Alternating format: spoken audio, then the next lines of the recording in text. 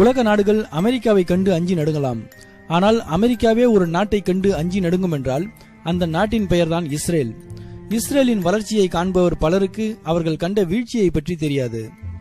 அசுரத்தனமான வளர்ச்சி பெற்று இன்று உலக நாடுகளில் நான் தான் அதிநவீனத்தின் முன்னோடி என்று மார்த்தட்டிக் கொண்டிருக்கிறது இஸ்ரேல். இவர்களை தாக்க வேண்டும் என்று நினைத்தால் கூட அந்த எண்ணத்தையே அழிக்கும் வண்ணம் ராணுவ ஆயுதங்களில் அதிநவீன எல்லையில் கோலூன்றி நிற்கிறது இஸ்ரேல். இப்போது இஸ்ரேல் ராணுவம் என்கிற இஸ்ரேல் பாதுகாப்பு படையை பற்றி திகைக்க வைக்கும் உண்மைகளை பற்றி தெரிந்து கொள்வோம்.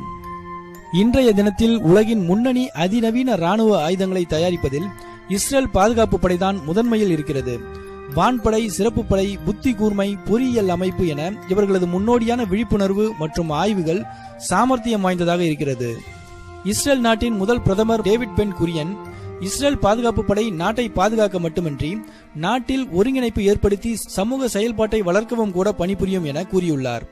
இஸ்ரேலில் அரசியல், பொருளாதாரம், சமூக இணைப்பு என அனைத்திலும் ராணுவ ஊடுருவல் இருக்கத்தான் செய்கிறது. இஸ்ரேல் பாதுகாப்பு படையில் ஆண் பெண் சமத்துவம் பின்பற்றப்படுகிறது. இஸ்ரேல் பாதுகாப்பு படையில் ஆண் பெண் என்ற பேதமின்றி இரு பாலரும் சேவை செய்ய வேண்டும் மற்றும் இதை தேசிய கடமையாக அவர்கள் கருதுகிறார்கள். ஆண்கள் 3 வருடமும் பெண்கள் 2 வருடமும் பாதுகாப்பு படையில் சேவை செய்கிறார்கள். இஸ்ரேல் ஒரு சிறிய நாடு என்பதால் தொடர்ந்து ராணுவத்திலேயே இருக்க முடியாது என்பதால் அவசர கால வேலை இல்லாத நேரங்களில் அவர்கள் ஓய்வெடுத்துக் கொள்ளலாம் மற்றும் 2 தலைமுறை ஒன்றாக ராணுவத்தில் இருப்பதும் இஸ்ரேலில்தான். மகன் கடமையை செய்ய சேவையில் இருக்கும் அதே சமயத்தில் தந்தை ரிசர்வ் படையில் பணியில் இருப்பார். இஸ்ரேல் பாதுகாப்பு படையின் விதிமுறைகளில் மக்களுக்கு எந்த பாதிப்பும் வரக்கூடாது, நாம் வெற்றி பெற வேண்டிய மிஷன் மட்டும்தான் நமது குறிக்கோள் என்பதை பியூரிட்டி ஆஃப் ஆர்ம்ஸ் என்ற பெயரில் பின்பற்றி வருகிறார்கள். இஸ்ரேலில் குடியேறிய அல்லது பெற்றோர் இல்லாதவர் இஸ்ரேல் பாதுகாப்பு படையில் பணியாற்றும் போது லோன் சோல்ஜர்ஸ் என்ற பெயரில் குறிப்பிடப்படுகிறார்கள்.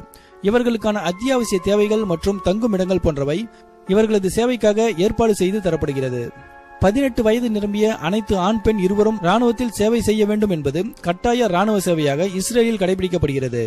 இஸ்ரேல் எல்லையில் இருக்கும் பாதுகாப்பு படை மற்ற நாட்டின் மீது போர் தொடுக்க ஆயத்தமாக இருப்பதில்லை. தங்கள் நாட்டின் மக்களை காக்கத்தான் பணிபுரிகிறார்கள்.